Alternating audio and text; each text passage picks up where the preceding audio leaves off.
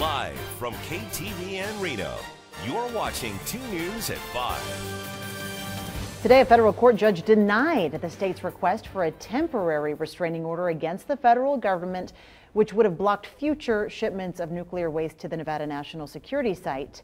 I'm Kristen Remington. And I'm Landon Miller. Thank you for joining us at 5 o'clock. Judge Miranda Dew is moving forward with the current lawsuit that was filed back in November. A lot going on with this story. Paul Nelson picks up the story live in the studio.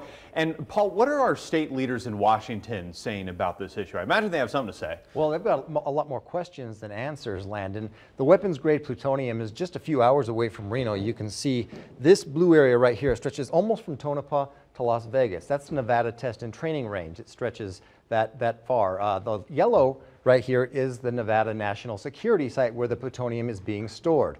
The DOE says Nevada will hold the plutonium temporarily until it can be moved to the Los Alamos National Laboratory in New Mexico. A day after Nevadans learned that about 1,100 pounds of plutonium were secretly shipped from South Carolina into our state, elected leaders are looking for answers. So what rules apply? What did you actually do? Did you comply with the rules? Did you break the rules? Did you bend the rules? Did you ignore the rules? Congressman Mark Amodei says he doesn't want to make any judgments without the facts. He also wants to know what security measures the DOE took and says he'll use his post on the House Appropriations Committee to prevent future shipments if he thinks it's needed.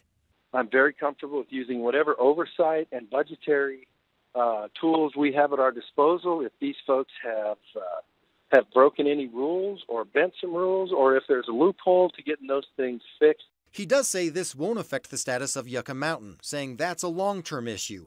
Meanwhile, Senator Catherine Cortez Masto is meeting with members of the DOE and National Nuclear Security Administration.